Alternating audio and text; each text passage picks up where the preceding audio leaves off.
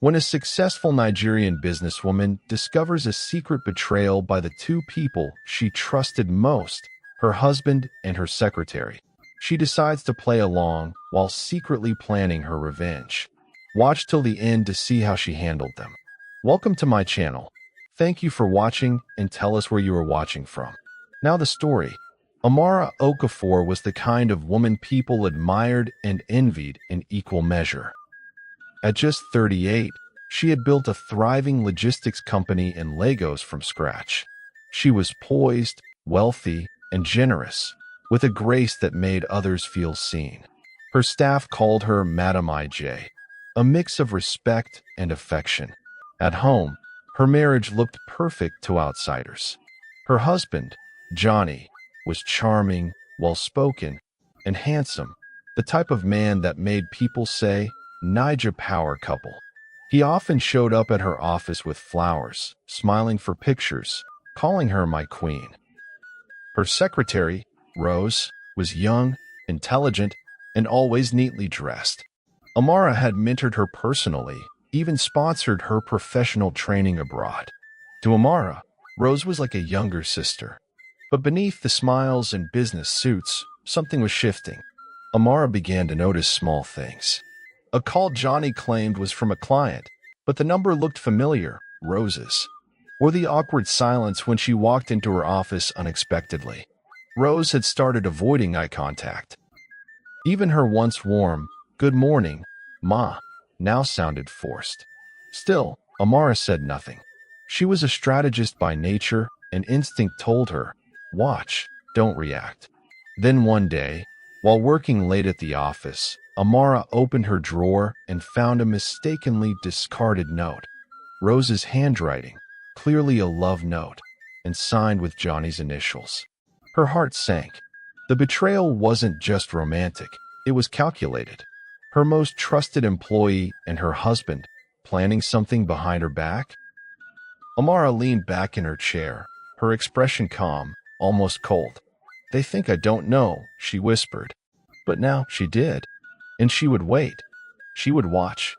And when the time came, she would deal with them quietly, but thoroughly. Days turned into weeks, but Amara said nothing about the note. She moved through the office with her usual calm efficiency, all smiles during meetings, but her eyes watched everything. Her once open trust for Rose and Johnny had hardened into quiet vigilance. Rose, oblivious to the fact that her secret was no longer secret, had grown bolder. She now wore expensive perfume Amara once gifted her, perhaps to impress Johnny. Her phone buzzed more often during work hours, and once, Amara caught her quickly minimizing a chat window on her office desktop. Meanwhile, Johnny had begun requesting access to Amara's business accounts, claiming he wanted to help ease her load. He said it with that charming smile, the one that had once melted her heart. But now, it made her stomach turn. At home, he was affectionate but inconsistent. He suddenly started buying her gifts again, perfumes, handbags, even a weekend getaway. But Amara knew guilt when she saw it. And she suspected this wasn't just about infidelity. Something bigger was brewing.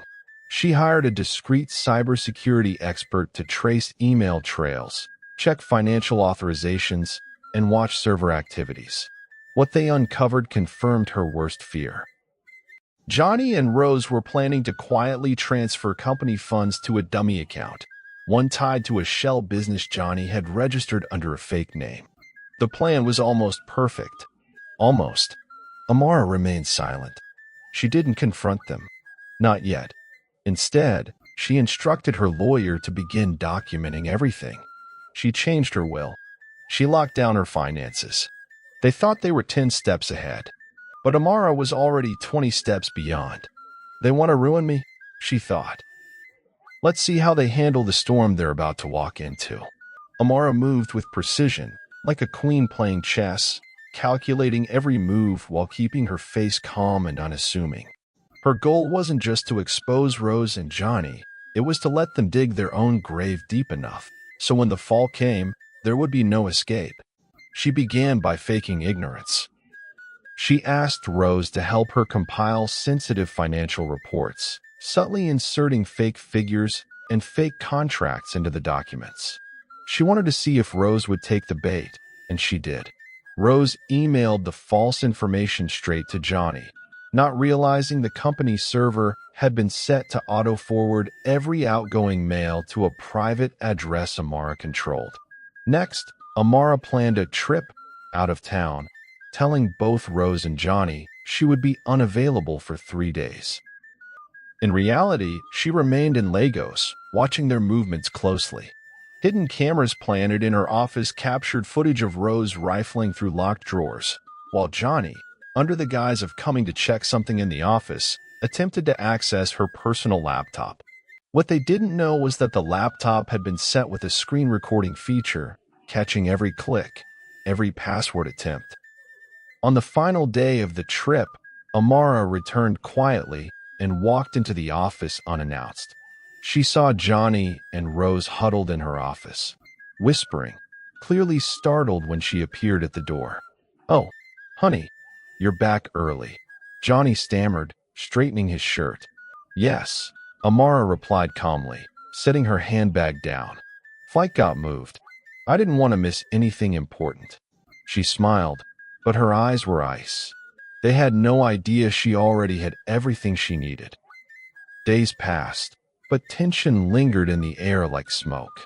Amara was calm on the outside, but she moved with quiet precision, laying down her final cards one by one.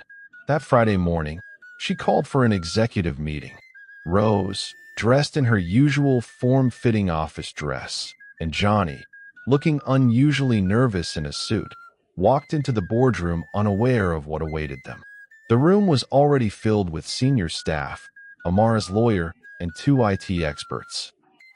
A projector screen lit up as Amara stood.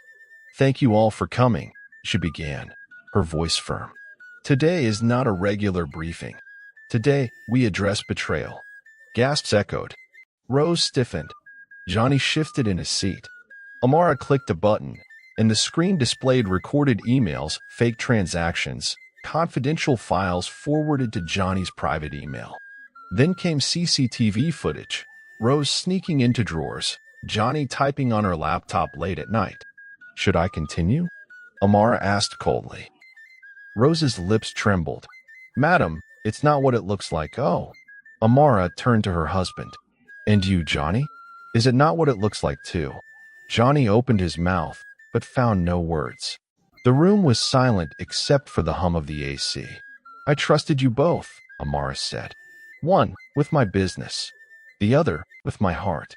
But you made a fool of yourselves, not me." She turned to the lawyer. "The necessary documents are ready. Rose, you're fired effective immediately. Johnny, check your phone." Divorce papers sent. Johnny's phone buzzed. He looked down and swallowed hard. Amara didn't shout. She didn't cry. She simply turned, heels clicking, and walked out of the boardroom with the dignity of a woman who refused to be broken. After the confrontation, life took a new shape for Amara. The betrayal that once threatened to destroy her became the catalyst for a fresh start. She spent the next few weeks rebuilding not just her business, but herself. With her trusted team, she launched a new project aimed at empowering women entrepreneurs in Lagos. The pain she endured turned into purpose, inspiring others to rise despite setbacks. Her friends rallied around her, offering support and encouragement. Amara found strength in their kindness and in her own resilience. Meanwhile, Rose and Johnny faced the consequences of their actions.